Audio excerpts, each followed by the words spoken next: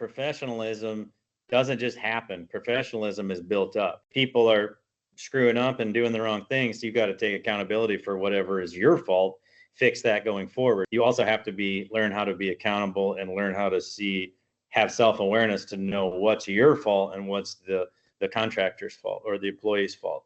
Welcome to the In the Arena podcast. My name is Jared Miguez, a co-host on this podcast that brings you the inspiring stories of our clients who are leaders and innovators across different industries in Southeast Louisiana. They are visionary entrepreneurs, savvy real estate professionals, media creators, military business owners, and community champions. And we are going to showcase the remarkable achievements and share their personal stories. Tune in for insightful conversations, valuable lessons, and motivational stories that are going to reveal their secrets to success and offer you insights to help you on your own path. Welcome to In the Arena podcast. Welcome to In the Arena podcast. This is going to be a unique episode because we brought in a guest from across the country, right now in Florida, but from South Dakota. So why don't you introduce yourself this morning? Tell us who you are and what you do. Hey, thanks for having me. My name is Dusten Hendrickson. I'm from up north, the Great White North of South Dakota, and we are solving the affordable housing crisis. And we know that this crisis impacts almost every local economic development organization across the country. It's one of the top 3 problems that every community has. So we're committed to solving it. And I just have been developing for about 20 plus years. And I was really good at efficient design. And so I've just done all the construction from single family homes to duplexes to larger apartments. I did a lot of value add where I bought existing apartments, and I'm here now. We're developing about 100 to 200 unit apartment complexes in the upper Midwest, and we're trying to go nationwide with our idea. Wow, that's great. So before we get too far down the road, how did you find out about the Arena podcast? Well, we look for podcasts. So we go on LinkedIn and anyone that has podcasts in their name, we reach out to them and ask if there's any interest, if you guys are interested in affordable housing. And we have a lot of content to talk about affordable housing. That's great. I mean, and Lauren and I, we were talking about this before we got on camera. We literally just left an economic development seminar, state of the industry or state of the area, and we're in the New Orleans market, and specifically on the North Shore of New Orleans, and it's a growing community, and there's this dynamic between people who have been here for a long time that don't want it to lose its culture, and all these other people who are trying to continue the growth that we've had in the area, because there's a lot of growth, and affordable housing is a big part of that conversation. Because if we're going to support all these businesses that are going to come in here, we've got to have places for the people that are going to support those businesses to live. And so talk about the issue that this country has, and more specifically certain areas like ours that they're having with affordable housing. Well, one thing people have to remember is this affordable housing is for your kids. It's not for all these transient people that are going to come in and out of your community. First and foremost, it is for your children, because they can't afford to go buy a house, or it's very, very difficult for someone coming out of college now to buy a house. You have to have a pretty big income. And so we're renting most of these places out to people that are making $50,000, $60,000, $70,000 a year. And so that's what I like to tell people, like, this is for your kids, so your kids can stay in this community, because you don't want your kids to get shipped out to a different community. So a lot of times they will leave, but when they come back, you want to have some good housing stock. It's also for the workforce, and you need workers. I always say if a community is not growing, it's dying. So you either have to embrace growth, or you're going to eventually die. You can't just stay the same. No matter how much we want it to stay the same, it just doesn't work that way. Amen. Yeah, I think we're blessed because we have a lot of good leaders in our community that understand growth. We have some people that have come into our community focusing on economic development. It's wonderful. It's beautiful to see. I think the how we get there, is a question. And, you focus on the data and the talent that you have in the area. We're blessed with having, I think they said today that Southeastern's the 3rd largest college in the state. that's in our neighboring parish. So it's feeding great talent. So I do think that all the talent is there, but I was so attracted to when you reached out, because knowing this is, we're in a crisis for affordable housing here. You're solving that problem. It's another opportunity that we can bring awareness and education to the people in our community as a how to get there. So tell us more about your model and why you think it fits well and solves the problem. So our model is based on design efficiency. So we do not base our model on getting funding from somebody else to pay to make your housing affordable. It's inherently affordable because it's designed to be affordable. It's very efficient. So we do 3-story walk-up garden-style apartments. They're small boutique units, so they're 12 to 24 units per building, and that way these buildings can be placed amongst other residential areas and not overpower them. It's not a humongous apartment building that's going to overpower the neighborhood. So they're kind of squatty, nice little buildings. They have fairly flat roofs, so it's only 30 foot tall. It blends in with 2-story homes with a big roof. And we also do things like we cut out the elevators. So they're ADA compliant on the main floor, so you can get all your adaptable or handicap units on the main floor. No elevator. You cut all that initial cost, all that maintenance out. We found that elevators are a maintenance nightmare and they usually stink. So you get a lot of bad reviews for them. But if you don't have them in the first place, people don't give you a bad review. We don't have underground parking. We just have the minimum amount of foundation that's needed. We have all surface parking. Well, we're never going to have underground parking in Louisiana. We can't do anything underground here. We'd have underground boat parking. That's about it around here. Well, there you go. So it works perfect for your guys there. And this is the one thing that we do see is that every community we go to, this model works. So yes, people when it's cold, they would like underground parking, or it's too hot, they would like underground parking. It can't be there. So people would like garages, but when it comes down to it, they're not going to pay for it. So they're not going to pay $100 a month right now for that garage. And there's a lot of apartments that are built with all these amenities and all these bells and whistles.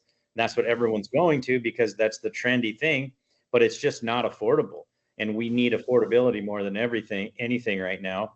And so it's a model that it's very similar to a model that was used back in the 80s, late 70s, early 80s, when Carter was building all his affordable housing. And you just don't see it anywhere. And that's every community we go to, we see the brand new big apartments, and we don't see these highly efficient apartments. We do things like floor to ceiling windows because we have a little bit denser, smaller units. So a 1-bedroom is 600 square foot instead of 700 square foot.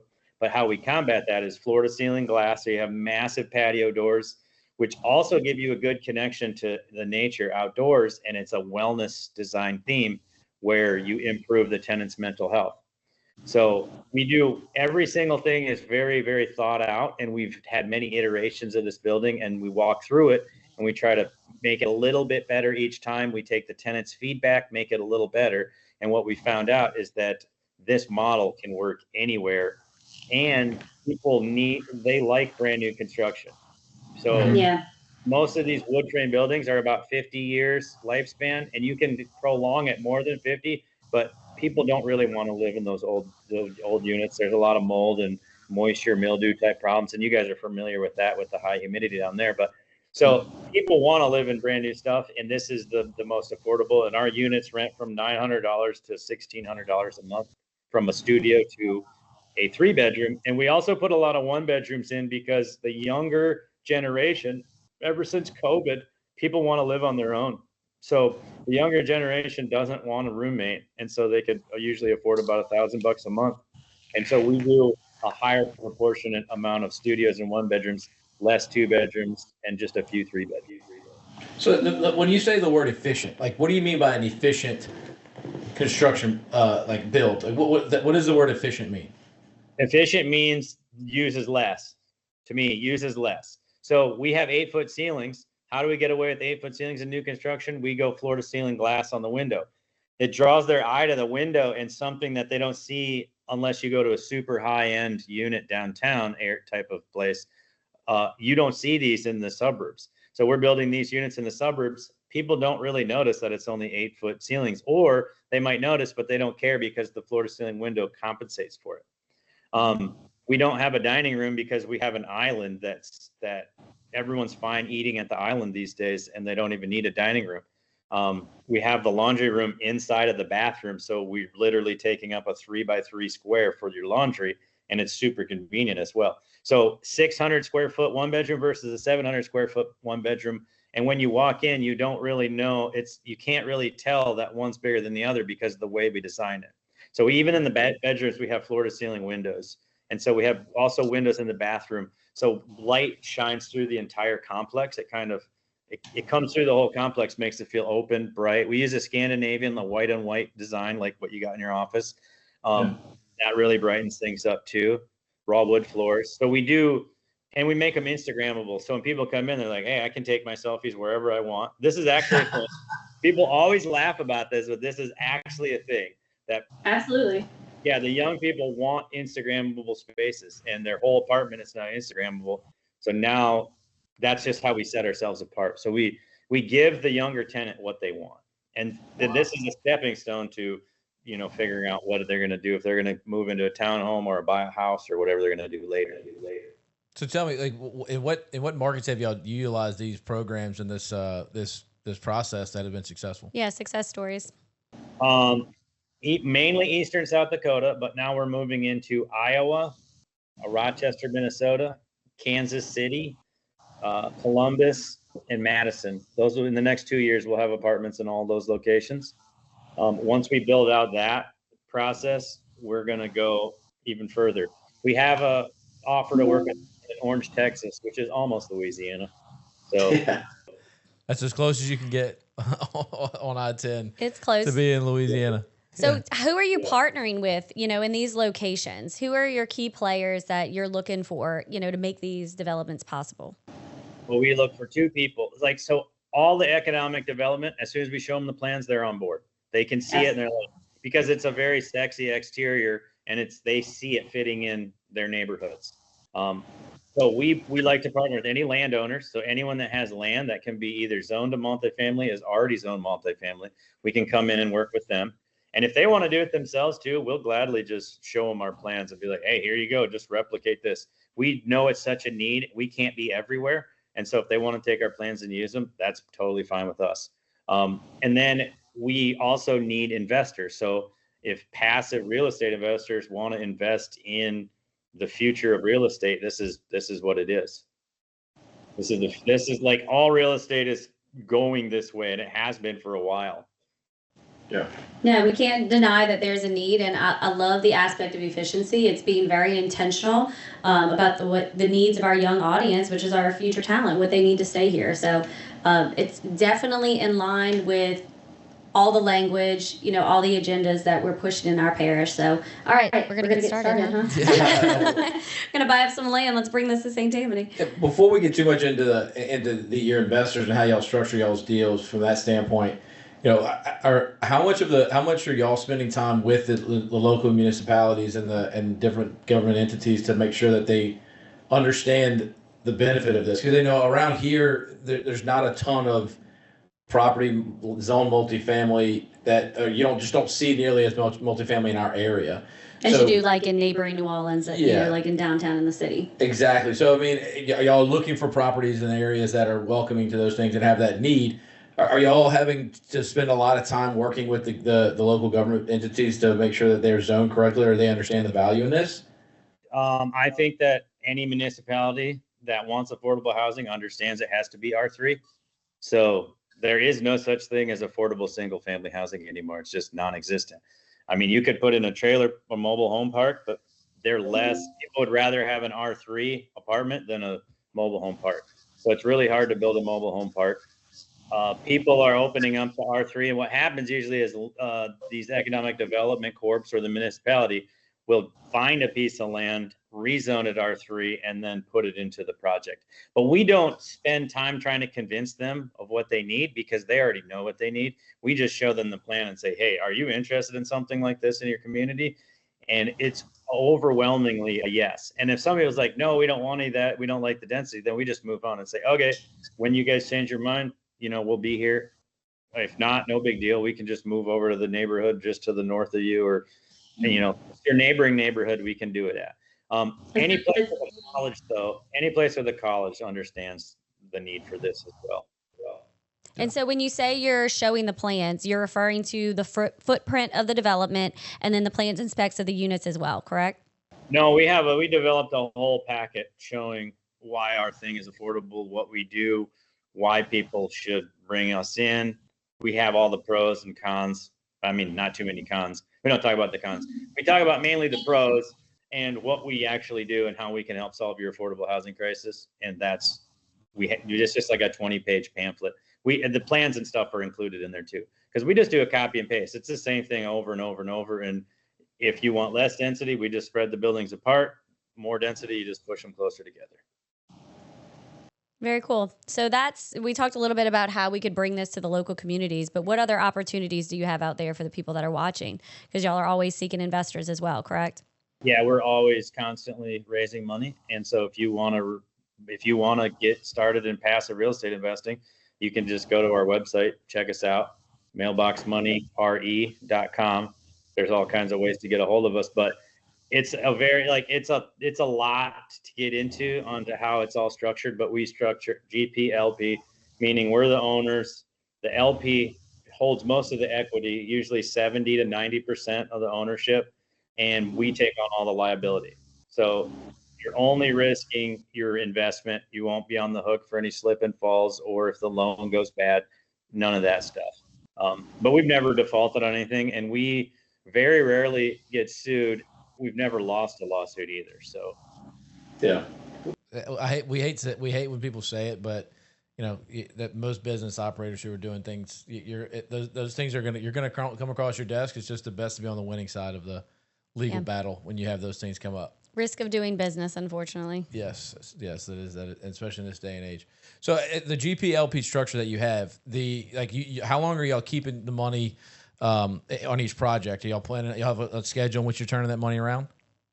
Yeah, it's about if you want to make sure that you can invest the money for 5 years, and you're not going on this roller coaster ride in the stock market. You just put it in, you forget about it. In a couple of years, you'll start getting some distributions, about 6 to 10% cash flow. And then roughly 4 to 5 years, you'll get refinance money or a sale of the asset. We 1031 into the next deal. We're very familiar with 1031. So you can just kick the can down the road on the taxes. You don't have to pay the taxes. You can go into the next deal, get all the tax depreciation from that deal as well. So there's ways to just build your snowball bigger and bigger. If you don't want to do it after 5 years, you just pull your money and pay the taxes and be done. Nice. And how many projects y'all have ongoing right now? 12, 15. We got lots of projects. And do y'all structure each individual transaction separately from the other, or is it a pool of money and you're distributing that money across all your deals? As of now, every single deal is an individual LLC, and your money only goes into that deal. Since what we're doing now is it's the same thing over and over. And returns are very similar. The land will be a little bit more in some areas and the construction a little bit more, but then the rents will be a little higher. So it's all kind of this, once you get a really good plan down and you know what you're doing, the returns kind of all the same. So since we're just going to do this over and over, we're going to start a fund, but as of now, it's just individual deal. Gotcha. And a lot of newer investors, I like that model because they can see the deal they're working on. They can feel comfortable with that deal. They can see the numbers. They know who they're partnering with, and they can see an exit based on that process, right? And they can kind of see how it unfolds. Once you've done it a few times, you know how you can see a few projects going at the same time and how your money would work for you. I like that, but seeing those things kind of unfold as a newer investor or somebody who's getting into that game, it's nice to see one project working at a time. So I like that model and how y'all are doing that. If you're unfamiliar with the process, this is definitely good because you can watch the entire development construction process happen, and then you can watch as as the apartment fills up, and then you start getting rents, and then you can see the rents increase, and then all of a sudden sale, and it comes back, and you go through the whole process, and it's very easy to understand once you're done. Yeah. And so for our audience members who wanted to learn about how to be a better business person, because a lot of our audience members are doing that. Like we have business owners that want to get into real estate investing, and we talk a lot with people who are doing single family flips, and they do the Berg strategy, and they're building their own real estate portfolio in that way. We don't talk to a lot of people who are structuring funds and doing things like that. We have one or two clients that do a lot of that. We've had them on before, but it's good to hear of another option on how those things work. Because I think a lot of people who want to get into real estate don't really understand how that GP LP model works and kind of what a time horizon may look like and how much what a passive investor looks like, right? Because on a single family transaction, when you're doing things by yourself, people may perceive it as a passive investment, but it's a lot less passive. It's very active. Yeah, it's very active. As a limited partner, you can rely on your general partners to take a lot of that day-to-day work off of their plate. An LP is truly passive. All you have to do is open up the email. You can give some input, but for the most part, any of your input, they already know. If you're working with a good GP, there's really nothing that you're going to tell them that they don't know. So LP is extremely passive. You get the same ownership benefits, though, as a single family deal.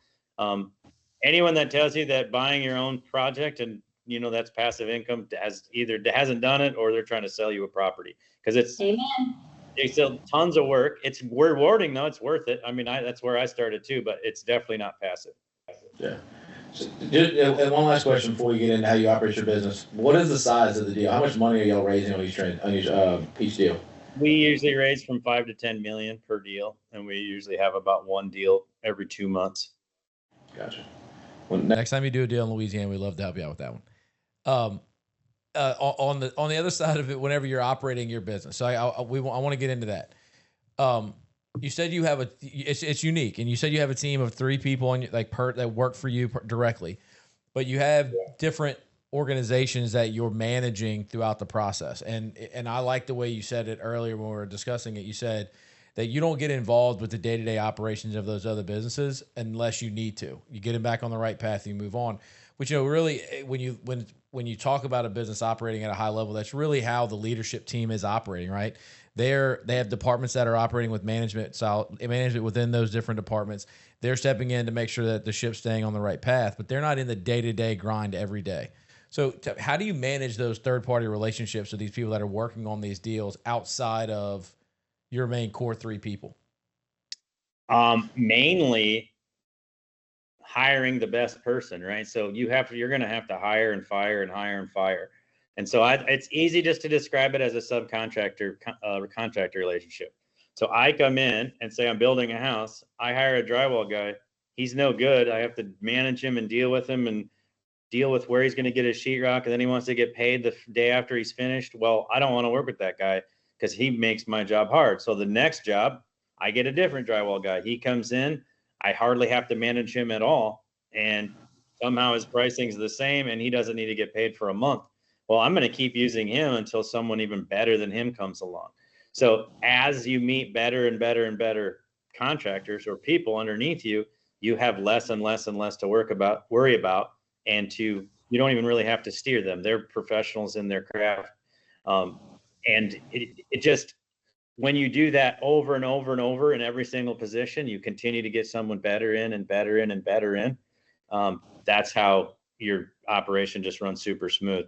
And I do not like to micromanage, so I need to hire people that can do their own job. So I'm the opposite of a micromanager. If I hire someone that needs micromanagement, I have to get rid of them because it's too much for me. I can't even show up and deal with my employees every day because it's just, to me, that's too much. Like this should be a weekly thing, in my opinion.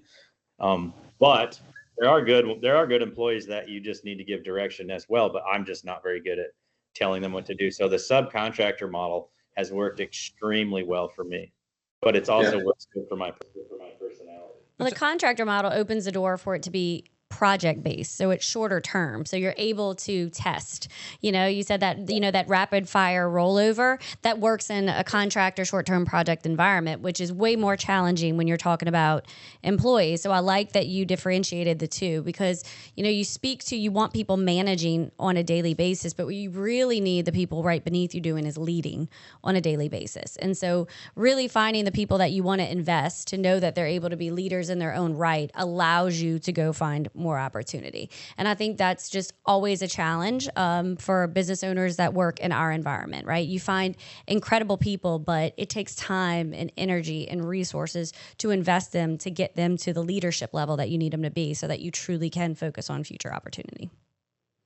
Yeah, I've also found that the people that usually start their own business are actually better workers and more accountable and all that. And so I prefer to work with other people that have their own business. Now they take on the entire liability, and I only have to employ them for this one job. So if I go out there and I have this big grand idea and I hired some subcontractors and the idea is not that good, well, who cares? I can pivot, move on, and go to the next idea. I don't have a whole bunch of employees that I have to deal with. Where do I put these employees? Yeah, the word we used in our seminar today was nimble. You can stay very nimble. Yeah. So but there's got to be a way that you're creating clear expectations. I know when we built the building that we're in today, the architects that we hired helped create the expectations for the project, right? Like you said, you have very direct, you have plans that are very specific. And so, and you rinse and repeat, copy and paste, you know exactly what you want, what you're looking for. And I would imagine that you're creating very clear expectations on the front end so that the people that you're hiring know exactly what you expect so that they can operate the job that, like you said it. Now, if they can't fit within the guidelines that you've set for them, that's when you can move on to the next person. And as us as business owners, you know, and obviously in a service-based business, we have 29 employees. We're constantly refining our expectations and trying to be more and more clear on how we can help them operate more efficiently or meet the standard that we've set for them. And so, are y'all using plans and I guess what are they foremen or people that are on the job making sure the project's following the plans that it's supposed to? So there's a lot of people in subsequent positions that are making sure each person's following the plans. So there's a lot of levels and layers to it. But I like to say though that professionalism doesn't just happen. Professionalism is built up. So the first time you do a project, you're not going to give clear enough plans. So then if people are screwing up and doing the wrong things, you got to take accountability for whatever is your fault, fix that going forward. So it's not always just on the contractors or the employees. So you also have to learn how to be accountable and learn how to have self-awareness to know what's your fault and what's the contractor's fault or the employee's fault. And so that's one thing, how we keep improving our plans, because we're like, oh, we could have given clearer instruction here. Next time for the next plan, we're putting that in. So now that instruction's absolutely clear. I'm so glad you brought that up because I literally wrote hope on my notepad to remind me is that I want to give hope to the entrepreneurs that are in the grind right now, that those expectations and plans were not always clear, that there's a level of, you know, trial and error and failing forward that happens that gets you to the point that you can operate smoothly. Because I also think that in today's environment, you know, in their listening to podcasts or they're watching something on social media and they see things operate smoothly and there's this element of frustration when it's just not happening at their level. Well, you're still in growth mode. You know, you're still figuring it out. You're still failing forward. You're still setting those expectations. And that comes with time. Yeah, I like to say too that problems will pop up on our job site. Pretty much every project, a problem we've never had before. And I don't know how after 50 projects, a problem can still pop up that we've never had before. But it's inevitable that there's going to be some problems. And that's why you're entrepreneurs. Professional problem solvers. Yeah. For sure. So as we wrap up, I mean, I'm excited. I mean, I hope that you or somebody similar to your project can get a hold of some of these people who make decisions in our area to potentially get something like y'all have going on in this area. And we'd love to connect you with the right people. And our audience members are business owners in our area that are looking to invest potentially. So who's an ideal investor for you? Like who is somebody that you're looking for to be in touch with you on investing in one of your deals? Business owner that has a tax problem, that pays too much taxes and wants to learn how to invest in real estate. If you have a really successful business, you're not going to go make more money by doing fix and flips on the side. You're going to take the money you make from the business. That's your best asset you have, is the cash flow from your business. Pull that out of your business and into hard real estate assets. Once you learn how to take money out of your business and put it into hard assets, you just unlock another level of growth. A lot of times what happens in businesses is that you get lazy because you have so much cash, you don't need to hustle anymore. If you pull all that cash out and put it in hard assets, you're going to not feel rich and you're going to continue to hustle. And so that's what I always say, pull as much cash out of your business, because your business will never be worth as much as it is. It'll never be worth that much to someone else as it is to you, unless you have like the best business ever and you have some tech product that's worth whatever, however many X. But if you have a normal business like most people have, the cash flow is worth more to you than anyone else, and you can efficiently pull that cash flow from the business better than anyone else. So take that out, put it in real estate, and that's almost how every single person becomes a millionaire, is through real estate. All right, well, I think we should leave it at that. That's right. We do business in real estate, so thank you for doing that for us. So, I mean, on that note, how should people get in touch with you? Mailboxmoneyre.com. So if there's any business owners that have access to land in Louisiana where you guys are at and they want to bring this down there and implement it, I would love to talk to them. We can come down there and figure it out for them. So we always partner with people that have land. So if you have land and you're concerned about the affordable housing crisis and you want to do something about it, I have all the information. I can send it to you. You can bring it to your economic development corp, and then we can start talking. Yeah. When we launch this, we're definitely going to put it out there. And I heard you wanted to come to New Orleans and experience our food anyway. So we'll see you when you come in after we get the group of people together and get our St. Tammany Economic Development Corporation there as well. Sounds amazing. All right. Well, thank you so much, Dustin. We appreciate your time today. Thank you, buddy. Thanks, Lauren. Thanks, Jared. Appreciate it.